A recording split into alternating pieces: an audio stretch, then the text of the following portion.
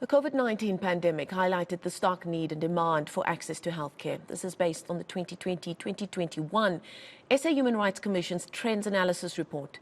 The report says the pandemic shone a light on many of the existing problems in the sector and increased the Commission's workload.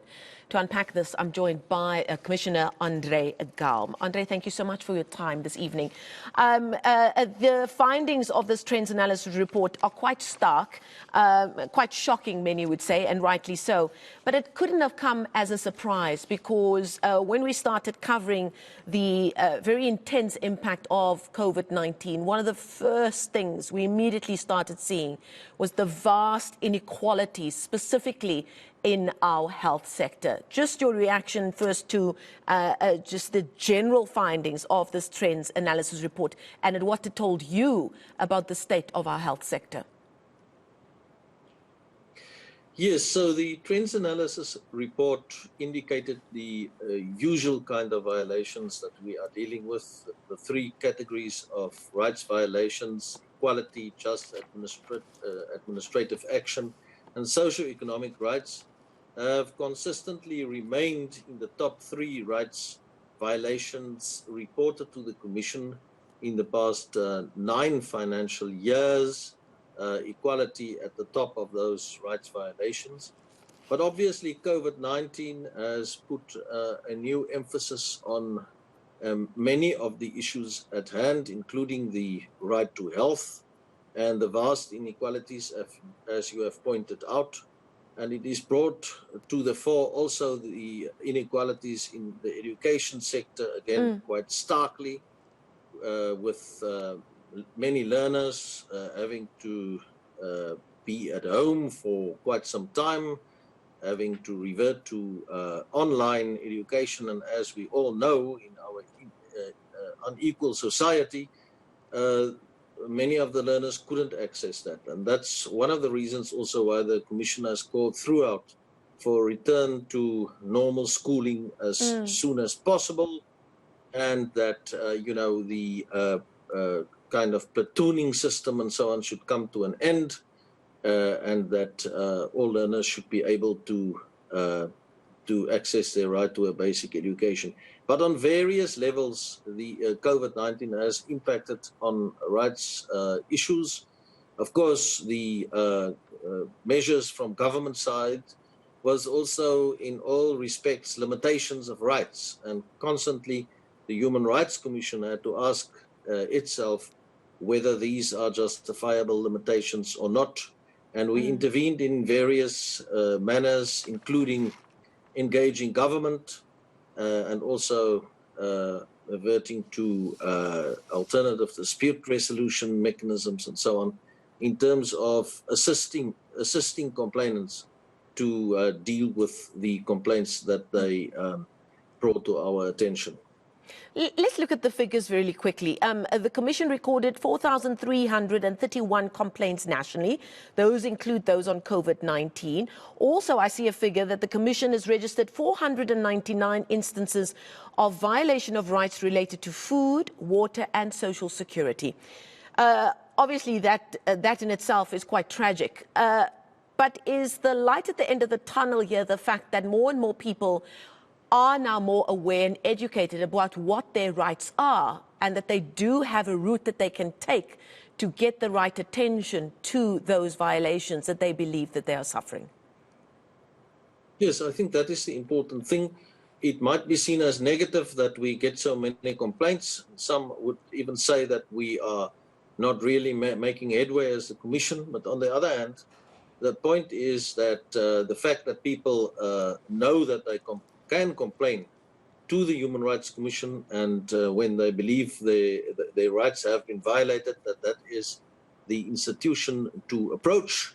I think that is a very positive sign, and therefore we don't see even an increase of complaints as a negative problem, but rather as people being more aware of their rights, approaching the Commission and putting us in a position to actually provide the required redress.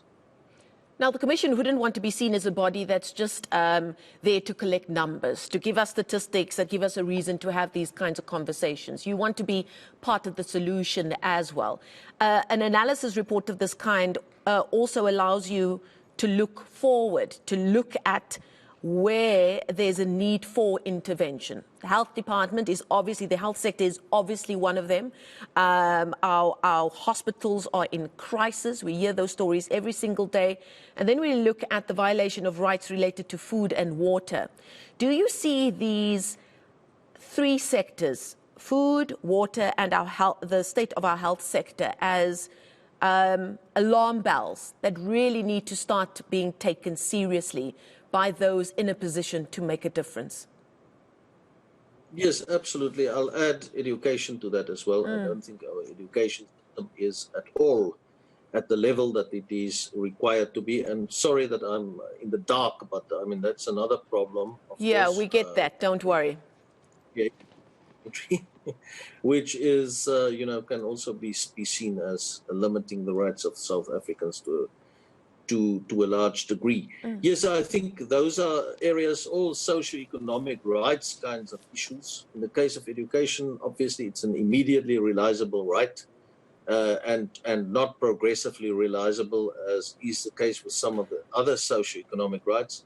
But also our municipalities that are failing to a very large extent. And therefore the Commission has taken a concerted decision, because that is such an important institutions of service delivery. The Commission has taken a concerted decision to start focusing on municipalities and to take the necessary action against them, or engage them at least at first. But then if we don't get cooperation, to take the necessary action, whether that's by means of subpoenaing municipal managers and mayors and so on, or by means of taking legal action and getting interdictory relief as far as these institutions are concerned. So yes, I don't think we can really say that we, in South Africa, there are many issues specifically pertaining to socio-economic rights, apart from the dignity and equality violations, and we really need to do whatever we can to deal with that.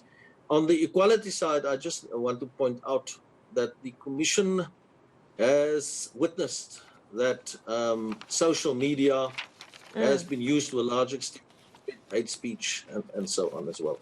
And therefore, we will soon in September launch a social media charter that would be of great assistance, we think, not only to the public sector, but also the private sector.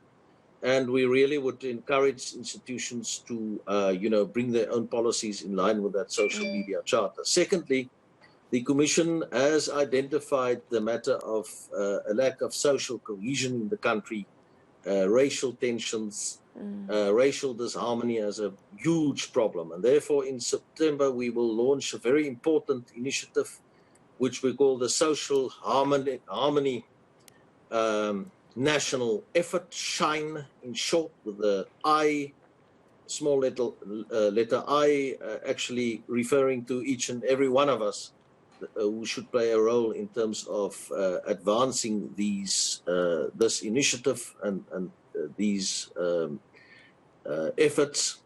And we would like to call on all South Africans to embrace that initiative. It is called SHINE, and it will involve all sectors of society in trying to create greater social harmony in South Africa among all of us, no matter what your race, your culture, your language, your religion, your sexual orientation is, that we really pull together in making sure that our country pulls forward as Madiba wanted us to do. Okay, we're going to leave it there. Thank you. Those are two very important endeavors, I believe, we will look out for in September as well. So we wish SA Human Rights Commissioner Andre Gam and the rest of his organization everything of the best.